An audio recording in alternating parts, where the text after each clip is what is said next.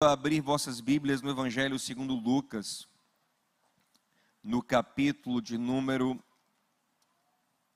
18.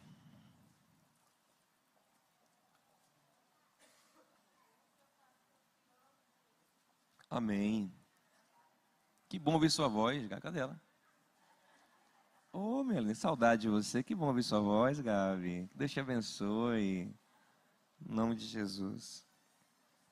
Lucas 18, versículo 9, diz assim, propôs também esta parábola a alguns que confiavam em si mesmos, por se considerarem justos, e desprezavam os outros, porque ele se considera justo, confia em si mesmo, e a consequência disso, despreza os outros.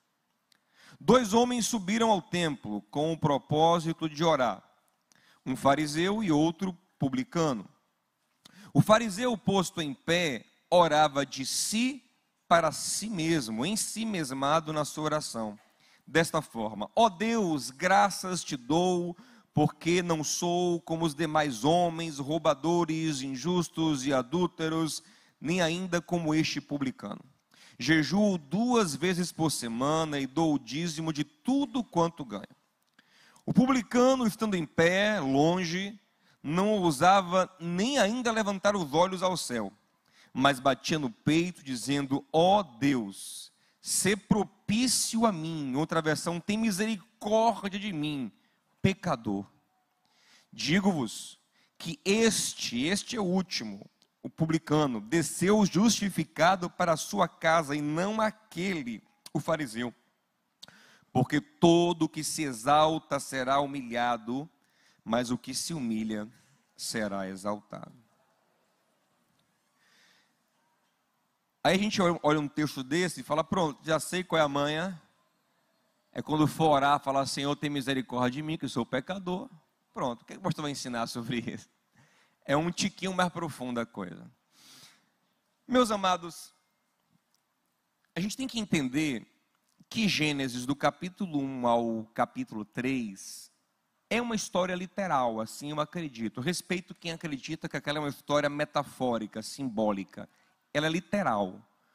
Tudo indica que Adão e Eva de fato existiram, que foi o primeiro casal humano sobre a terra. Mas apesar de ser literal, é uma história profundamente representativa. Adão e Eva nos representam profundamente. O que aconteceu com eles, aconteceu conosco. O que aconteceu com eles foi transmitido para a gente.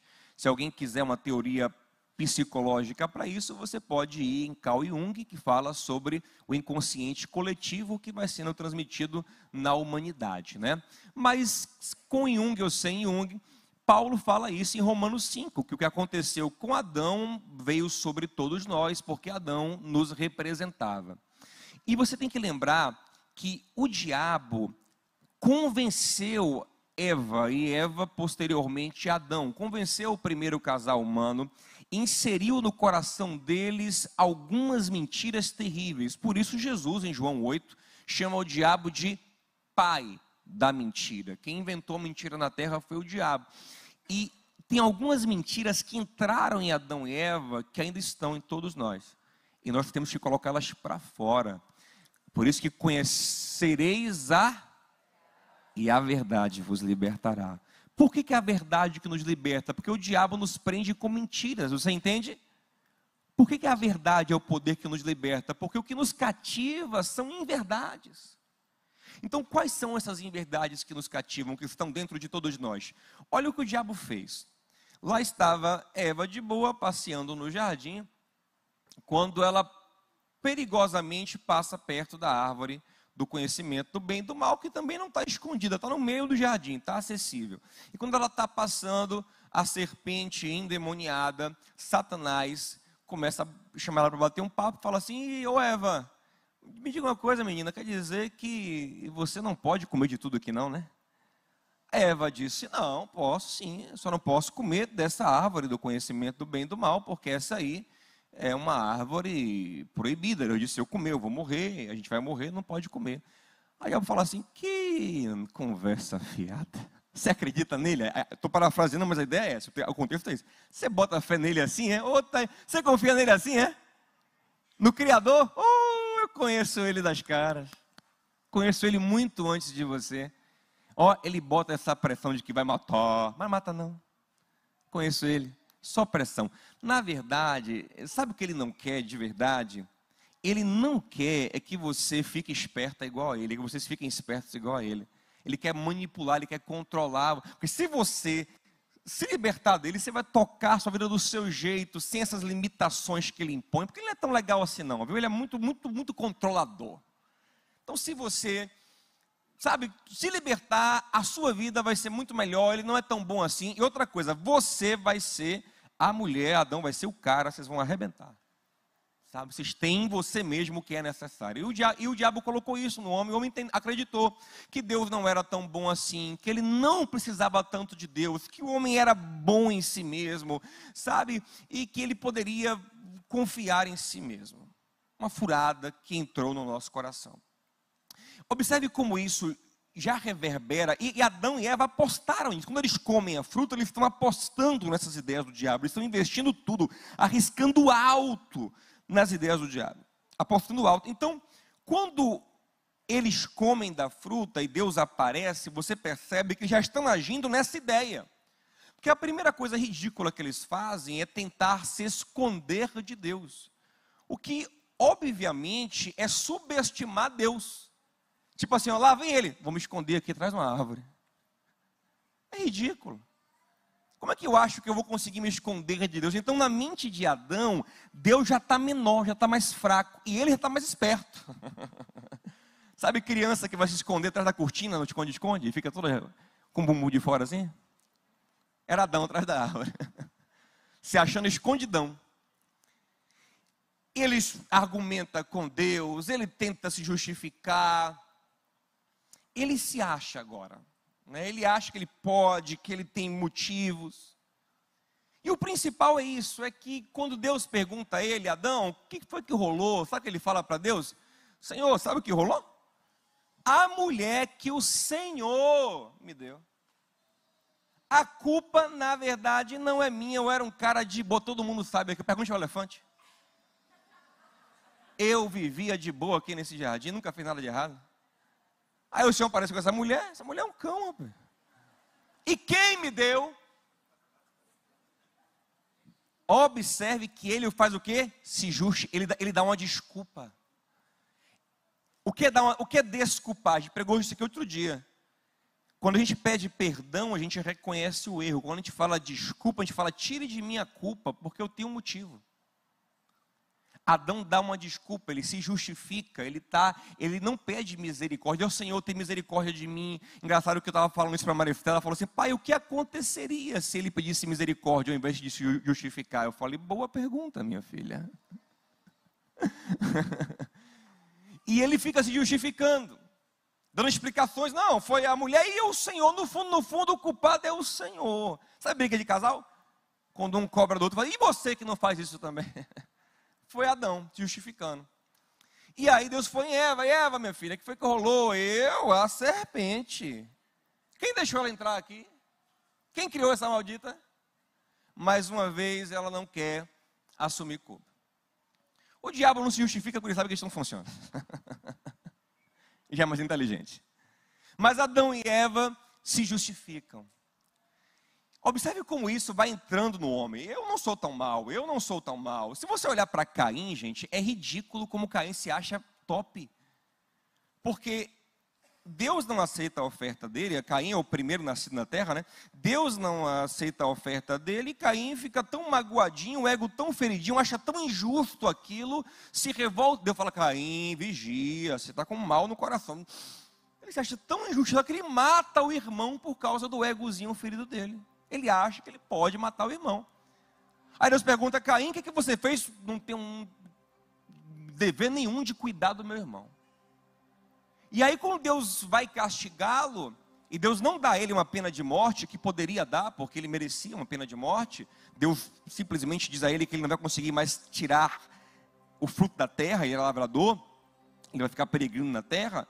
Sabe o que ele disse? Gênesis 4:13. Esse castigo é pesado demais. É brincadeira. O miserável matou o irmão a troco de nada, quando Deus simplesmente faz ele ser um peregrino na terra, sem conseguir mais prosperar na agricultura. Ele acha que é castigo demais para ele. Caim, tão legal, eu não sou tão mal assim, eu sei porque, eu tenho as minhas razões para ter matado Abel. Que castigo pesado que o Senhor me dá, de ter que andar aí perambulando pela terra. Olha como Caim se acha bom.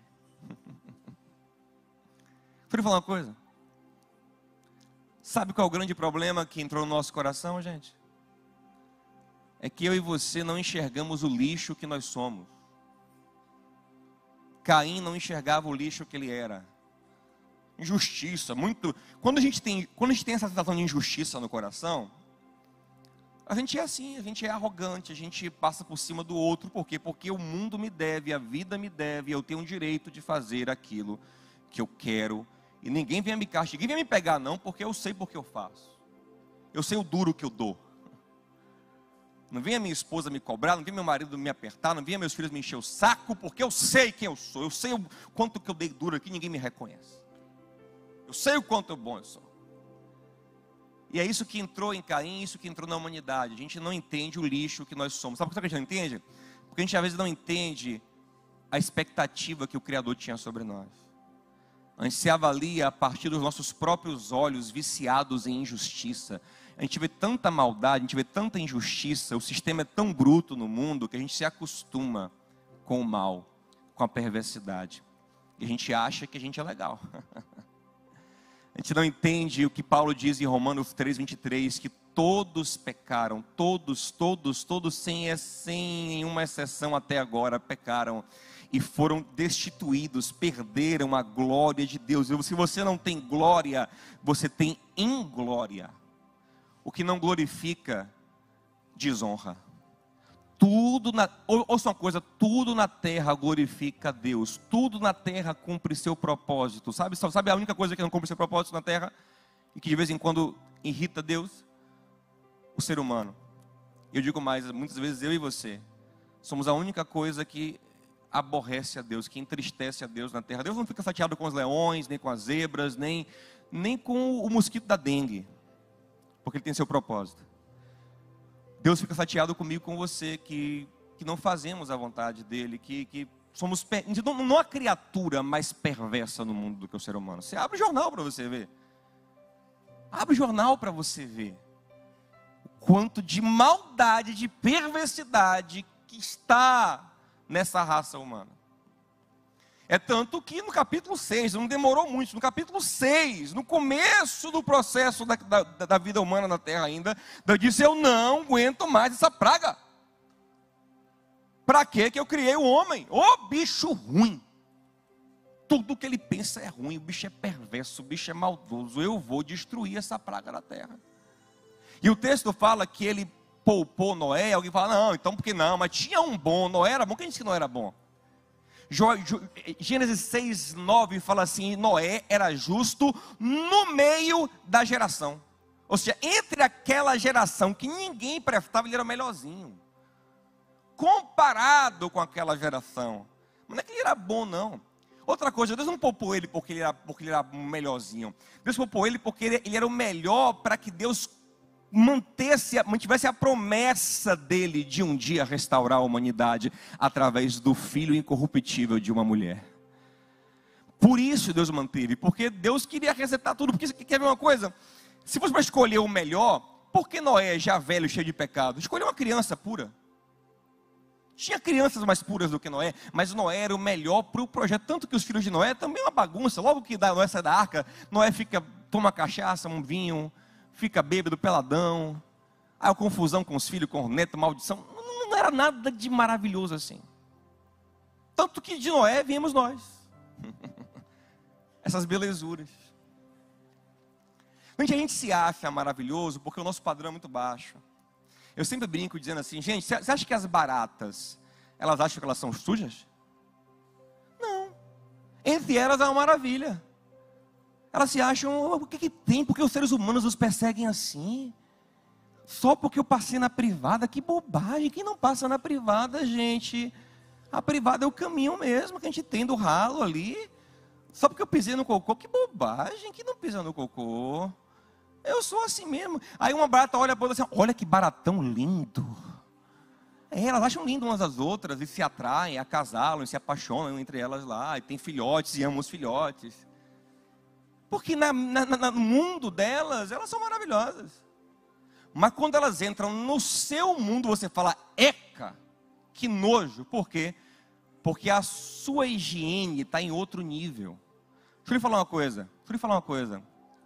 A diferença da higiene, da limpeza, da santidade de Deus para a gente é infinitamente maior do que a sua distância para a barata. Nós estamos muito mais perto da barata do que de Deus.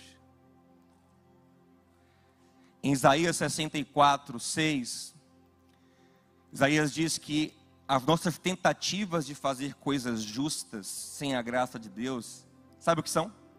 Aos olhos de Deus, na verdade, trapos imundos.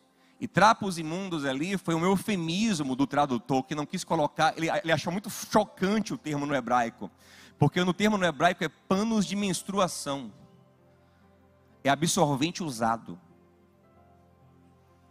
O melhor que o ser humano faz aos olhos de Deus é absorvente usado.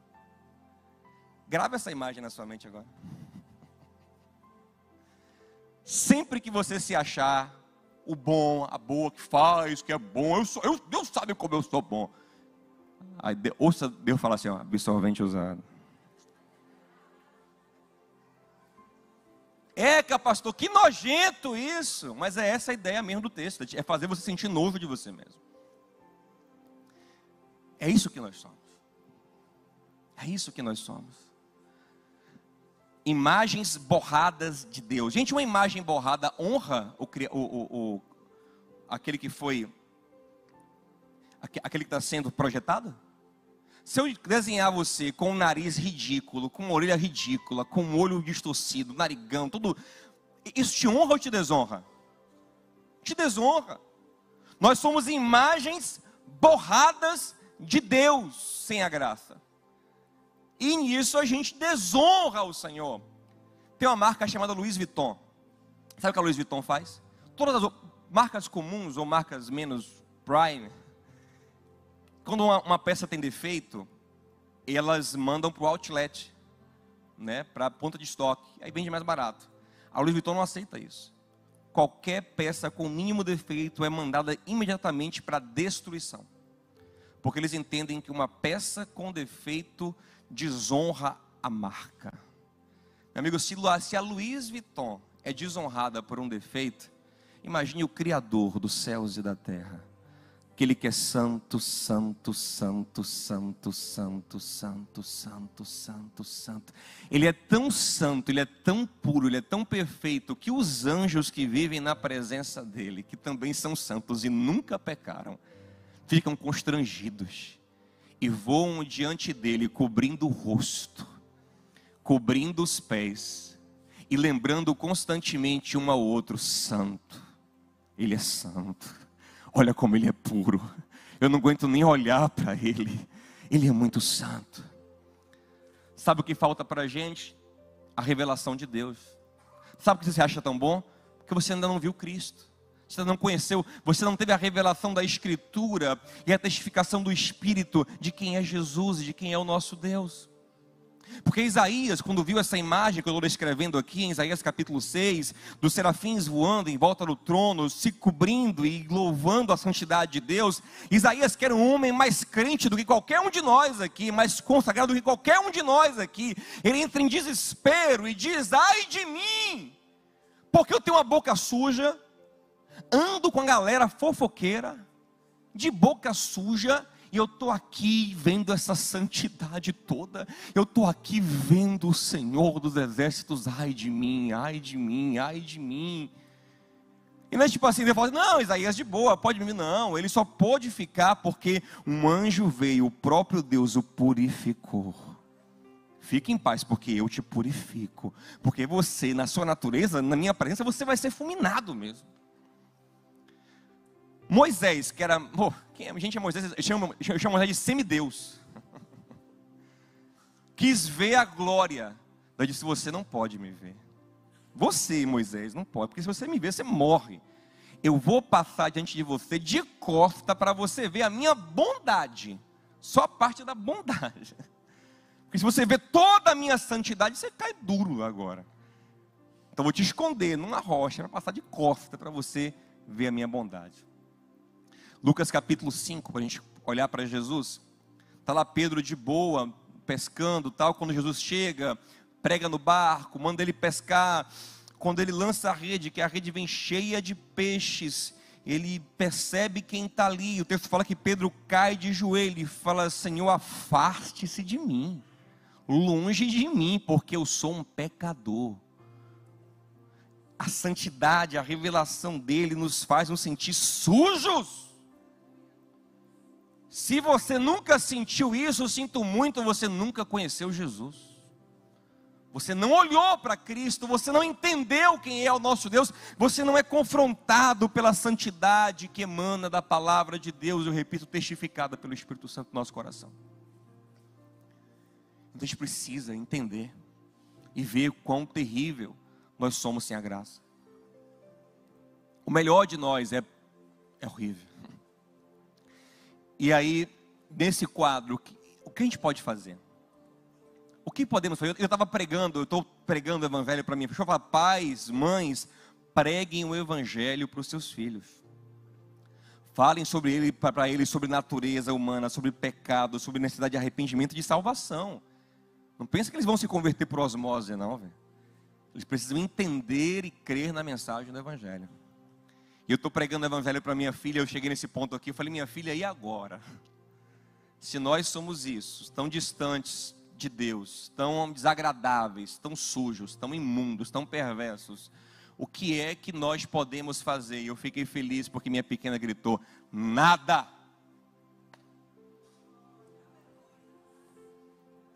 Ela disse, nada.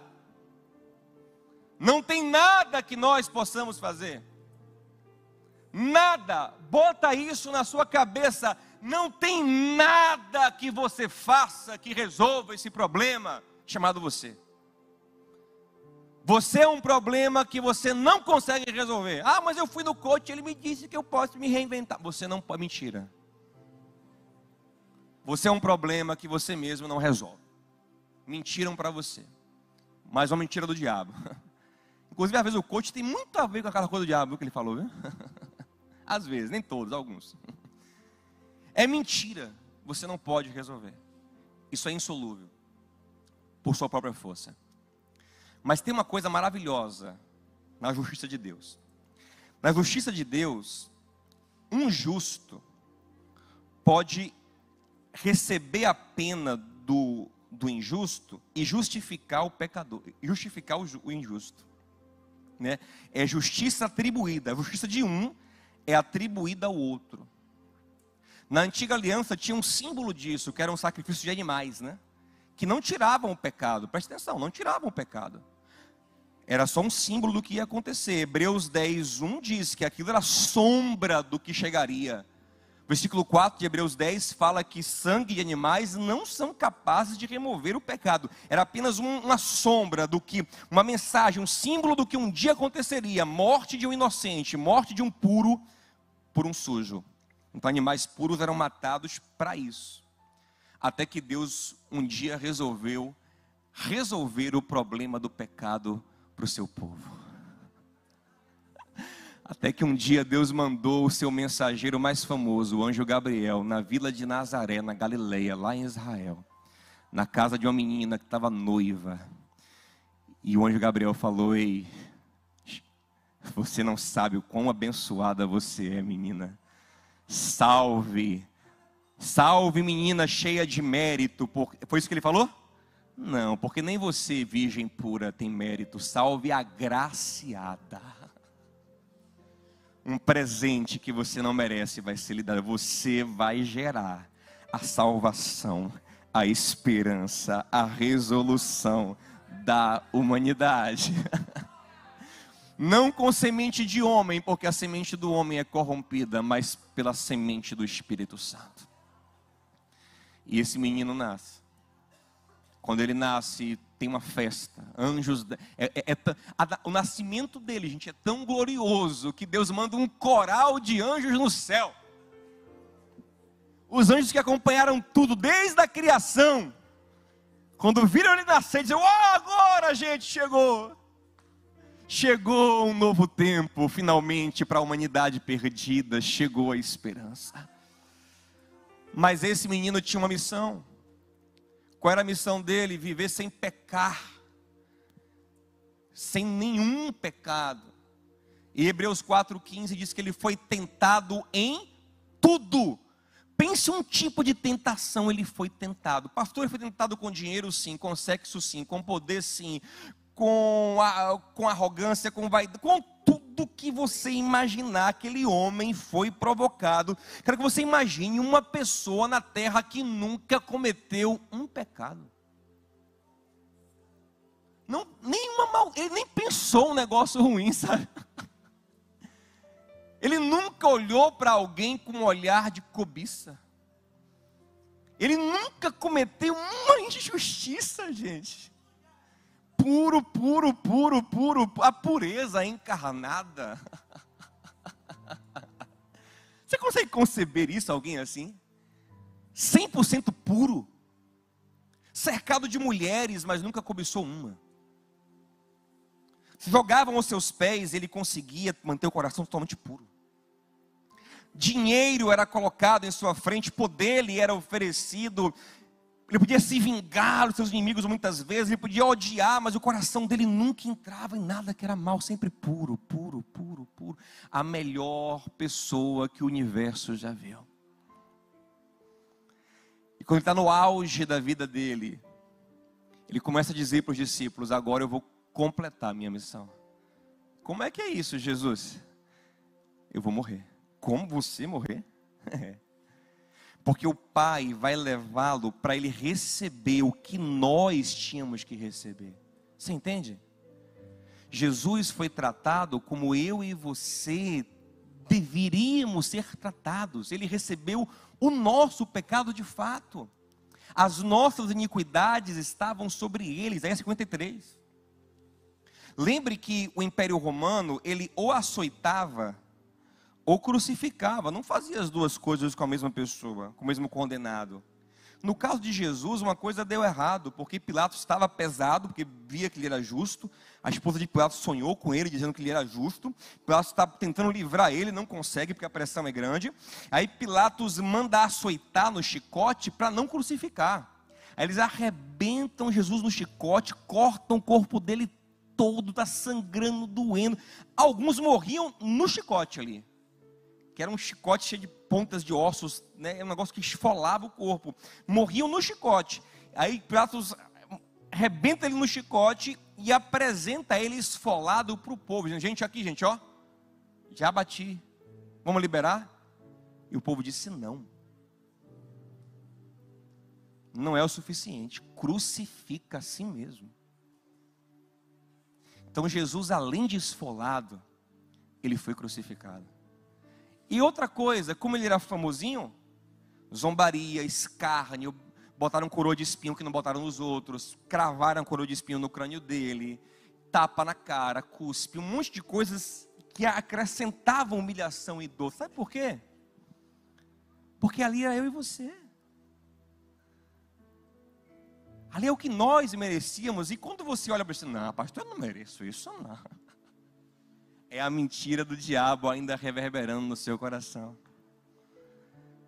É o seu olhar distorcido sobre você mesmo, que você ainda acha que você não merece aquilo, que você é bonzinho demais para aquilo, que aquilo é pena. Minha livro entendeu coisa. Você afrontou a justiça do Rei do Universo, e não só uma vez, muitas vezes. Você estraga o mundo com seus pecados. E aquilo ali que nós merecemos. E Deus tratou a Jesus como deveria nos tratar, para poder nos tratar como Jesus deveria ser tratado. como filho amado, querido, abençoado de Deus. Ele morreu a nossa morte para nós vivermos a sua vida. Que vida? Vida de filho amado. Ele tomou o nosso lugar para que nós tomássemos o lugar dele. E a nossa única solução é confiar naquilo que ele fez. Essa é a única solução. Jesus disse: quem crer será salvo. Quem não crê, não é que vai ser, não, já está condenado. Porque não tem outro caminho. Eu sou o caminho, eu sou a verdade, eu sou a vida. Mas esse caminho que é Jesus, leva para a cruz. Leva para entender que você e eu deveríamos ser castigados pelos nossos pecados. E cada pecado que a gente cometeu é digno de morte. Então só na cruz a gente consegue entender que Deus fez justiça, não me castigando, mas castigando o outro no meu lugar. Você entende isso? E só confiando nisso, em nada mais, a gente tem esperança, só olhando para Ele, só crendo nele. Observe uma coisa, e aí você vou entrar agora na parábola para a gente começar a encerrar. Olha o que acontece na parábola. Sobem para orar um fariseu, mestre da lei, conhecedor da palavra, praticante de vários mandamentos, e um publicano, que era famoso por ser desonesto. O fariseu, quando chega lá em cima, gente, ele não está muito preocupado com Deus, ele está olhando para ele mesmo. E ele começa a dizer a Deus: Senhor, que coisa boa, eu sou muito bom, não sou como os demais homens que cometem esse, aquilo e pecado. Não sou como esse publicano aqui, ó, bicho pecador, nojento. Eu não sou top. Jejuo 2 vezes, gente, o cara jejuar 2 vezes na semana, o cara é esforçado. Jejuo 2 vezes na semana, dou dízimo de tudo, bateu na minha conta 10% para o templo. Jejuo, dou dízimo de tudo que eu tenho. Sabe, eu sou um cara, eu faço muito, eu faço várias coisas. Ele relata, ele fala com muito orgulho do que ele faz. Ele despreza o publicano. O publicano, por sua vez, não fala nada do que ele faz. Ele poderia tentar argumentar, mas ele sabe que é uma idiotice, porque ele sabe que qualquer um vai dizer: Senhor, o Senhor sabe que eu roubo, mas também, com parte do que eu roubo, eu ajudo os pobres. O Senhor sabe que eu tinha que roubar porque a minha mãe fez uma cirurgia e eu não tinha como pagar. O Senhor sabe que me colocaram, foi meu pai que me colocou nessa profissão. Eu nem queria ser ladrão, mas eu tive que entrar, e agora eu tenho que, se não roubar, vão me matar. A gangue lá é pesada, quem sai morre. Eu poderia falar 1000 coisas, mas ele sabe que as suas justificativas não justificam nada. Absorvente usado. A única coisa que ele faz é: Senhor, eu não consigo resolver, tenha misericórdia de mim, faça alguma coisa por mim. Eu não posso fazer nada por mim mesmo, faça o Senhor. Olha o que Jesus fala, que o primeiro, o fariseu, que fazia um monte de coisa, desceu sem estar justificado, ou seja, desceu sem perdão, desceu em pecado, desceu condenado. A graça não está sobre ele, a bênção não está sobre ele. Ele faz um monte de coisa, mas está sem a graça, sem a bênção, sem vida, sem comunhão com Deus. Gente, aos olhos humanos, quem é melhor? Aos olhos humanos, quem é melhor? O fariseu ou o publicano? O fariseu. Ele faz muito mais coisas legais. Mas agora, depois do encontro com Deus, quando descem, quem é melhor aos olhos de Deus? O publicano é um justo, por quê? Porque Deus o justificou. E o outro continua sendo um pecador. Preste atenção. Se nós não aprendermos a confiar em Deus para nos justificar e continuar tentando achar em nós mesmos algum motivo de honra, de glória, algum merecimento por alguma coisa, nós não encontramos o que a graça pode nos dar. E continuamos vazios, diminutos, pequenos, medíocres, injustos. Agora preste atenção numa coisa que é muito importante. Isso aqui é muito importante. Você percebe como o publicano, o fariseu fala muito? Ele fica falando um monte de coisa que ele faz. Sabe por que ele faz isso? Preste atenção, isso é muito importante.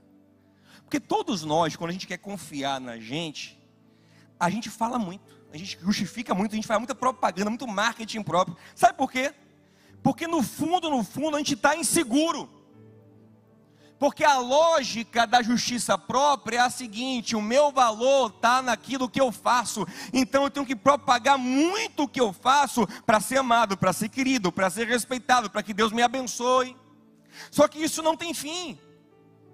Porque no fundo eu sei que eu não sou essa Coca-Cola toda. Ei, você sabe que no fundo você não é tão legal assim. Você fala de você, eu sou bom, eu faço. Mas lá no fundão da consciência, ela assim, eu sei. Lá no fundão, a velha consciência fala, tô ligado. Faça seu marketing aí, vá. Faça seu marketing, mas aqui dentro a gente sabe. Como a consciência acusa, você fica cada vez mais falador. Mas você tenta mais, quer fazer mais, você fala mais, se propaga mais, porque lá no fundão você tem um problema. Seu coração tem muito medo. Sabe por quê, gente? Presta atenção. Quem confia em si mesmo está sempre com medo, porque a gente sabe o quão ruim nós somos. Mas quem confia no Senhor encontra o verdadeiro amor. Presta atenção. Sabe por que confiar em si mesmo gera o fake love? Fiz um fake love para ti. Alguém pegou a referência? Sabe por quê? Sabe por que a gente tem um fake love quando a gente confia na gente mesmo? Porque quando você confia em você mesmo, você confia no que você faz. Se você acha que a pessoa te ama pelo que você faz, você sempre quer mostrar, sempre quer fazer. Porque você é por aquilo que você faz. Sabe que no dia que você não fizer, você não vai ser mais amado. Então você tem que fazer, tem que mostrar que eu sou, tem que provar que eu sou, tem que postar, tem que mostrar. Eu tenho. É sempre inseguro. Mas quando eu sou amado pelo que eu sou, e eu sei que o que eu sou não será tirado de mim, eu descanso. Aí é o verdadeiro amor. Em João capítulo 1, versículo 12, fala que a todo aquele que crê em Jesus foi dado o poder de ser feito filho de Deus. Quem crê nele é feito, passa a ser filho. E se eu confio naquilo que eu sou, e não naquilo que eu faço, mas eu creio no que Ele fez, no que Ele me fez ser, aí eu descanso no verdadeiro amor. 1 João 4,18. E o verdadeiro amor lança fora todo medo. O fake love só te faz ter medo, insegurança. Eu tenho que fazer, eu tenho que falar que eu fiz, eu tenho que mostrar que eu fiz, fazer propaganda, para que vejam, para que Deus veja, para que os homens vejam. Fake love, insegurança, medo. Mas o verdadeiro amor, eu não tenho que mostrar nada, porque eu sou. Aleluia. Então observe uma coisa, presta atenção. Observe que o publicano fala muito pouco. Qual é a oração dele? Tem misericórdia de mim. É tudo que eu preciso. E o fariseu fala, eu sou, eu faço. Porque lá em casa é assim, eu faço. Porque eu faço assim, eu fiz isso. Porque olhe, eu faço, eu. Eita, fariseu. Eu faço, olhe para mim, olha como eu falo, olha como eu mereço, olha como eu mereço. Deixa eu falar uma coisa, olha que coisa interessante. Volte para Adão e Eva. Quando Adão viu que estava nu, assim que ele comeu a fruta, no versículo 7 fala que ele fez umas roupas, umas tangas com folha de figueira, né? Para cobrir ele e Eva. Aí estão de boa aqui com as tangas. Aí Deus aparece na viração do dia. O que o texto diz? Que ele corre e se esconde. Aí Deus pergunta a ele: Adão, onde é que você está? Aí ele fala: ó Senhor, é o seguinte, o Senhor apareceu, eu estava nu e corri. Mas peraí, ele está nu? Isso é o versículo 10. Como ele está nu no 10, se no 7 ele fez a roupa de folha?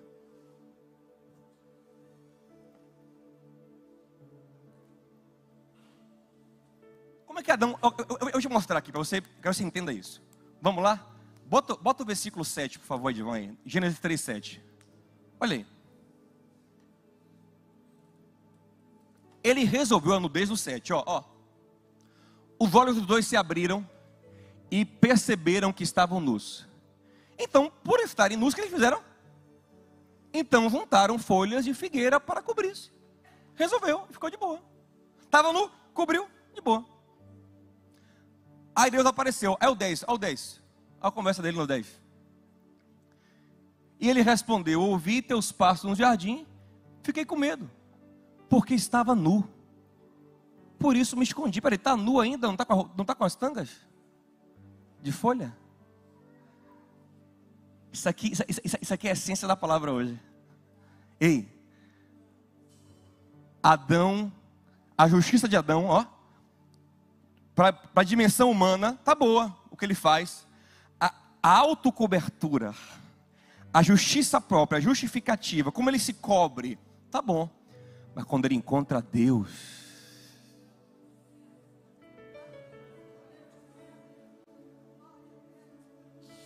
aleluia. Essa sua desculpinha quando você encontrar o Senhor. Esse seu argumentinho que você faz, que você é bom, que você é legal, naquele grande dia, você se sentirá nu. É como Laodiceia, você pensa que está abafando, você é miserável, pobre, cego, nu. Se não vier para mim, para receber roupa branca, você está lascada. Essa sua desculpinha serve para Eva, para Adão. Ó Eva, ficou top, hein? Da moda, viu? Ó minha tanga. E disse: olha que eu estava na pior. Não estou bem. Quando Deus chega, eita, isso aqui não cobre nada, não cobre nada. Não cobre nada. As besteirinhas que eu faço não cobre nada, não resolve. Eu no fundo da minha consciência eu sei que não resolve nada. Aí ó, aí vem o versículo 21. Deus vendo que eles não conseguem se cobrir, Deus mata 2 animais. E Deus faz uma roupa com sacrifício, uma roupa que veio do sangue, uma roupa que custou vida, e Deus cobre Adão. Agora sim, quando Ele nos cobre, agora sim vocês estão cobertos, quando eu te cubro, quando eu te cubro, quando eu sacrifico por você, quando alguém morre por você, aí sim, agora você está coberto. Preste atenção, preste atenção. E sabe qual é a desgraça da justiça própria? É porque além de você ficar alienado, se achando o máximo, você ainda começa a desprezar os outros e se justifica e acha que está certo em fazer isso. Porque o miserável do fariseu, ele não só se acha legal, como ele acha que ele tem o direito de olhar para o publicano e dizer: graça, ele acha que ele na oração pode desprezar o cara, de tão senhor de si que ele é. Oh, graças a Senhor, eu não sou como esse, não sou como esse aí.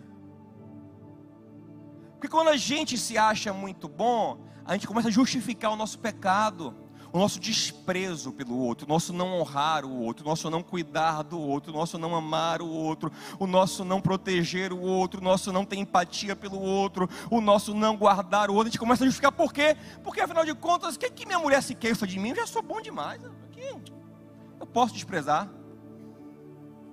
Eu desprezo meu pai, desprezo meus filhos, desprezo meus irmãos, desprezo minha mulher. Por quê? Porque afinal de contas, Senhor, eu jejuo. Deixa comigo. Mas você faz isso. Mas olha o que eu faço de bom. Você começa a achar desculpas para o seu não amar, para o seu pecar, para a sua maldade, porque afinal de contas você é muito bom. Posso desprezar, eu posso maltratar, eu posso não gostar, eu posso não amar, eu posso humilhar, eu posso, para de, já faço tanto, tenho direito. Que problema tem se eu falar um pouquinho mal dele? Eu já falo tanto bem daquele miserável, vou falar um pouquinho mal dele mesmo agora. Que problema tem se eu não tratar bem a mãe dele? Eu trato bem o pai e as irmãs. Essa sogra miserável ou tu tá pagando mal mesmo? Ah, eu vou dar só uma traidinha aqui, que besteira. Eu dou um duro retado aqui nessa casa. Pago as contas. Sou muito melhor que os maridos todos do meu trabalho lá. Eu vejo os caras como você, o cara pega um monte de mulher. Eu vou dar só uma traidinha, ninguém vai saber. Você começa a achar que você é muito melhor. Que você tem direito de desprezar, de não amar, de não cuidar, de não honrar. Porque afinal de contas você faz. Jesus disse, essa parábola é para aqueles que confiam na sua própria justiça. E por isso nunca são justificados, porque as suas desculpas são absorventes usados. Mas quando eu entendo, presta atenção, quando eu entendo que eu era um lixo humano, e que toda a graça que eu recebi, eu não conquistei, todo o amor que eu recebi veio pela graça, foi um presente de Deus, que outro pagou o preço que eu deveria pagar, automaticamente eu me torno humilde, porque eu não fico tirando aquela onda de, não, peraí, eu não vou lhe dar porque eu conquistei, não, eu dou porque eu sei que me deram. Abel fala, me arranja aí, Diogo. Eu falo, eu paguei um preço retado para conquistar, vou lhe dar de mão, fica aí. Não, eu digo, ih rapaz, eu sei que me deram também. Eu fico constrangido. Ó, negão, é o seguinte, lá em cima mandou 20, viu? Desceu 10 mil. Ó, meu brother, lá em cima mandou 50, viu? 25 seu, 25 meu. Porque eu sei que não conquistei nada, eu fico humilde. Quando eu olho para o pecado dele, eu digo, eita que pecado. Aí eu olhei, e o meu? Deus me perdoou. Vou perdoar meu irmão também. Eu vou ajudar meu irmão também. Eu vou entender o meu irmão, eu vou amar ele, eu vou, sabe? Não tem mais aquela arrogância, porque não fui eu que conquistei nada, eu não sou nada, eu sou sustentado pela graça, pela bondade, pela misericórdia, pelo amor de Deus. Deixa eu falar uma coisa para encerrar. Sempre que você fica levantando o seu absorvente usado, eita pastor, agora ficou na minha mente, né? A propósito é esse mesmo. Podia até usar em briga de casal agora. Quando ele ou ela vier com cheio de justiça própria, é porque eu faço. Absorvente usado.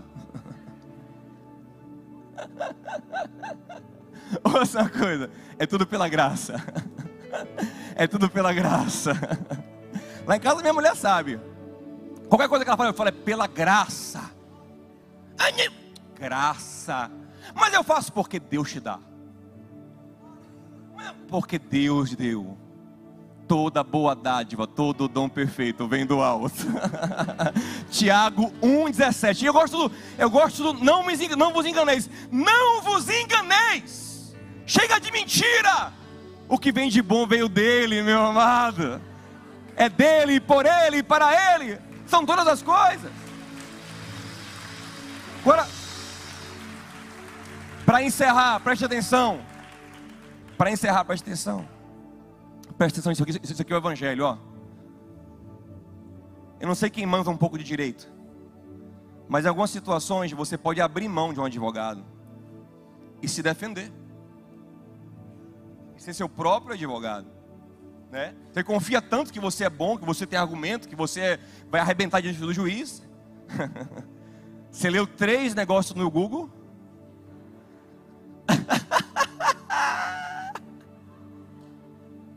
Você decorou umas 3 leizinhas lá, uns 3 artigos, aí você se acha um advogado.